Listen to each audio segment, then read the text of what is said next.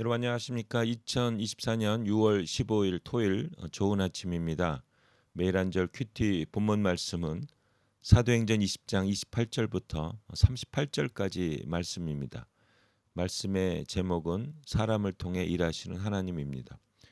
바울은 자신이 떠난 후 교회 안팎에서 일어날 영적인 공격을 경고하며 장로들에게 교회와 성도를 보살피는 책임을 다하라고 촉구한 후에 석별의 정을 나눕니다입니다.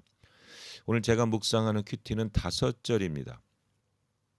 20장 29절부터 33절까지 말씀입니다. 내가 떠나고 나면 사나운 이리떼 같은 거짓 선생들이 여러분 가운데 들어와 양떼를 사정없이 해칠 것이며 여러분 중에서도 그와 같은 사람들이 일어나 그릇된 것을 가르쳐서 신자들을 꿰어내어 자기들을 따르게 할 것입니다. 그러므로 여러분은 정신을 바짝 차리고 내가 3년 동안이나 밤낮 쉬지 않고 각 사람을 눈물로 훈계하던 것을 기억하십시오. 이제 내가 하나님과 그의 은혜의 말씀에 여러분을 맡깁니다. 그 말씀은 여러분의 믿음을 든든히 세우고 모든 성도들이 얻는 하늘나라의 축복을 여러분에게 줄 수 있을 것입니다. 나는 그 누구의 은이나 금이나 의복을 탐내지 않았습니다. 여긴 없는데 예수님의 말씀을 기억하십시오. 주는 삶이 복되도다. 이런 말씀으로 끝을 맺습니다. 이 밀레도 이 설교는 바로 교회 리더들, 그러니까 예수님을 믿었던 이방인들인지 유대인들인지 몰라. 이제 그렇지만 완전히 컨버트해서 거듭나서 예수를 나의 그리스도요 살아계신 하나님으로 믿은 사람들입니다. 그 사람들이 이제 장로들, 리더들로 성장을 한 거죠. 그러니까 지금까지 설교가 보면은 이제 BCD 안디옥에는 유대인들에게 한 설교가 있고요. 그다음에 아레오바고 아테네에서는 이제 완전히 이제 하나님을 모르는 불신자들, 이방인들에게 한 설교가 있고 지금은 예수님을 믿은 특별히 리더들에게 한 설교입니다. 그래서 밀레도 설교를 보면 굉장히 은혜롭습니다.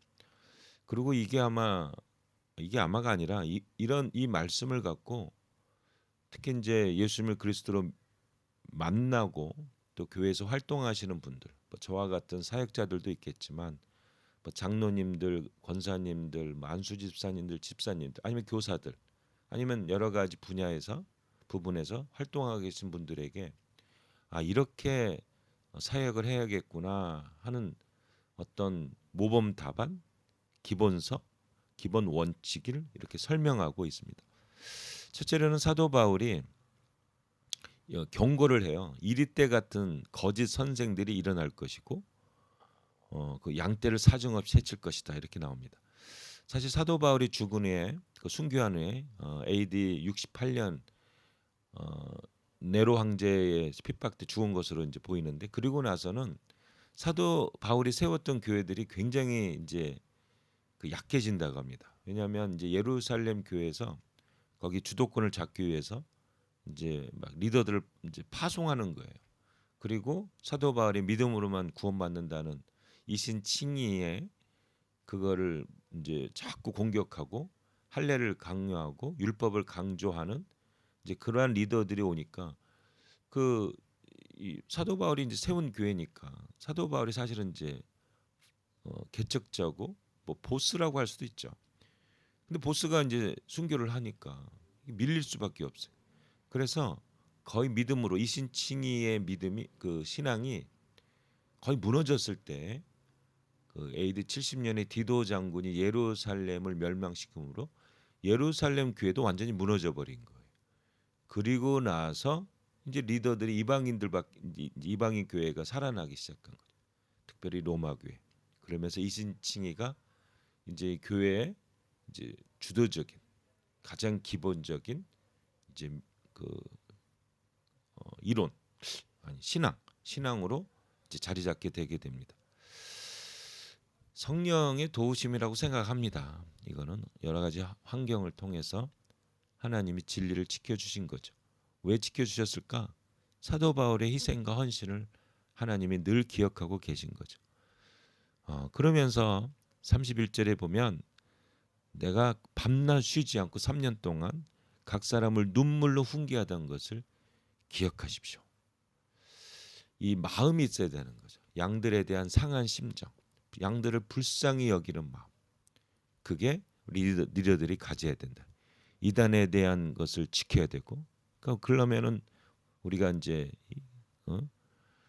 그걸 정신 바짝 차리고 해야 되고, 그 다음에 이 하트가 있어야 되는 거죠. 심장이 양떼들을 사랑하는 마음, 눈물을 흘리면서 훈계하는 마음, 불쌍히 여기는 마음. 세 번째로는 말씀을 알아야 된다는 거예요. 여러분, 내가 하나님과 그의 은혜의 말씀이 여러분을 맡깁니다.